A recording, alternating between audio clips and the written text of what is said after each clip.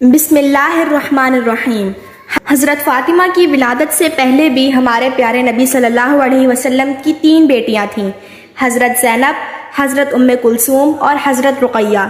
یہ تینوں حضرت بی بی فاطمہ سے بڑی تھیں اور ان تینوں بیٹیوں کی ولادت ہمارے پیارے نبی کی نبوت کے اعلان سے پہلے ہوئی تھی۔ حضرت ختیجہ جو کہ حضرت فاطمہ کی ماں تھیں، جب حضرت ختیجہ نے اللہ کے نبی کا کلمہ پڑھا، جب آپ پر ایمان لے آئیں، تو حضرت ختیجہ کے تمام رشتہ داروں نے اور مکہ کے لوگوں نے حضرت ختیجہ سے تمام رشتے ناطے توڑ دیے تھے، اور وہاں کی عورتیں بھی حضرت ختیجہ کے پاس نہیں آتی تھیں، کیونکہ حضرت ختیجہ ہمارے پیارے نبی پر ایمان لے آئی تھیں۔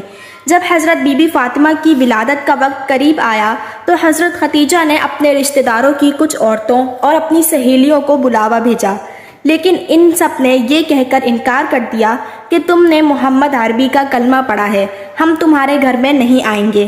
یہ بات سن کر حضرت ختیجہ بہت ہی زیادہ پریشان ہو گئیں اور مایوس رہنے لگیں۔ ہمارے پیارے نبی سرکار دو عالم نے حضرت ختیجہ کو حوصلہ دیا اور فرمایا، اے ختیجہ تو پریشان نہ ہو، اللہ تعالیٰ بہتر کرے گا۔ ہمارے پیارے نبی نے فرمایا کہ اللہ تعالیٰ نے حضرت جبرائیل علیہ السلام کے ذریعے مجھے پیغام بھیجا ہے کہ ہمارے گھر میں ایک پیاری سی بیٹی آنے والی ہے، اللہ تعالیٰ ہماری اس بیٹی کی نسل سے ایمان پیدا کرے گا جو میری نسل کہلائے گی۔ یہ بات سن کر حضرت ختیجہ بہت ہی خوش ہو جاتی ہیں۔ اس کے بعد جب ولادت کا وقت قریب آتا ہے تو حضرت ختیجہ مایوس ہوتی ہیں کہ میرے پاس اس حالت میں بھی کوئی نہیں ہے، اور مکہ کی عورتیں تو پہلے ہی حضرت ختیجہ کو جواب دے چکی ہوتی ہیں۔ حضرت ختیجہ اس پریشانی میں ہی بیٹھی تھیں اور تبھی آپ کے گھر 4 اجنبی عورتیں تشریف لائیں، جن کو دیکھ کر حضرت ختیجہ گھبرا سی گئی۔ حضرت ختیجہ نے ان 4 عورتوں کو پہلے کبھی نہیں دیکھا تھا۔ ان عورتوں نے فرمایا، اے ختیجہ تو پریشان نہ ہو، ہم اللہ تعالیٰ کی طرف سے بھیجی گئی ہیں، ہم تمہاری مدد کرنے کے لیے آئی ہیں۔ روایات میں آتا ہے کہ جب حضرت بی بی فاطمہ کی ولادت ہوئی تو تب آپ کے چہرے پر اتنا نور تھا کہ جس کی چمک مکہ کے ہر گھر میں پہنچ گئی، اور یہی نہیں، دنیا کا ایسا کوئی کونا نہیں بچا تھا جہاں پر حضرت بی بی فاطمہ کے نور کی چمک اور روشنی نہ پڑی ہو۔ اس وقت جنت سے 10 حوریں حضرت ختیجہ کے پاس آئیں۔ وہ حوریں اپنے ساتھ آب کوثر کا پانی لے کر آئی تھیں، جس پانی سے حضرت بی بی فاطمہ کو انہوں نے غسل دیا اور جنت کے کپڑوں سے ان کو لپیٹ دیا۔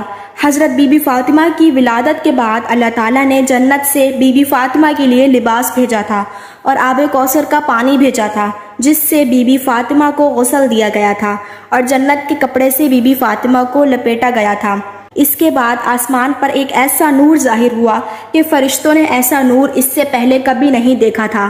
4 عورتیں جو پہلے آئی تھیں، ان 4 عورتوں نے حضرت بی بی فاطمہ کو حضرت ختیجہ کی گود میں دیا اور فرمایا، یہ آپ کی بیٹی طاہرہ ہے، یہ آپ کی بیٹی پاک ہے، اللہ تعالیٰ اس کی نسل میں برکت دے گا۔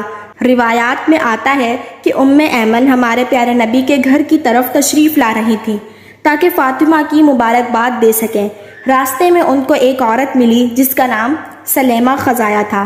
فرمانے لگی، اے ایمن، تم اتنی تیزی کے ساتھ کہاں جا رہی ہو؟ تو ام ایمن نے فرمایا، میں ہمارے پیارے نبی سرکار دو عالم کو مبارکباد دینے جا رہی ہوں، ان کے گھر میں 4تھی بیٹی کی ولادت ہوئی ہے۔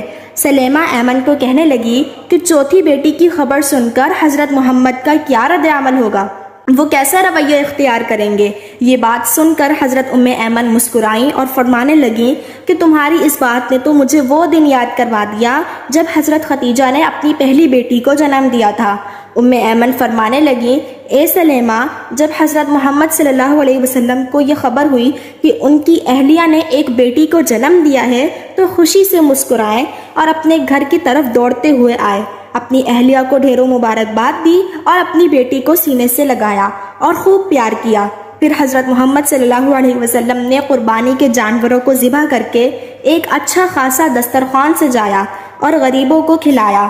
میں یہ دیکھ کر حیران رہ گئی، اور حضرت محمد صلی اللہ علیہ وسلم نے اپنی دوسری دونوں بیٹیوں کی بار بھی ایسا ہی کیا تھا۔ مجھے اس بار بھی امید اور یقین ہے کہ حضرت محمد صلی اللہ علیہ وسلم اپنی اس بیٹی کی خبر سن کر بھی ایسا ہی کریں گے۔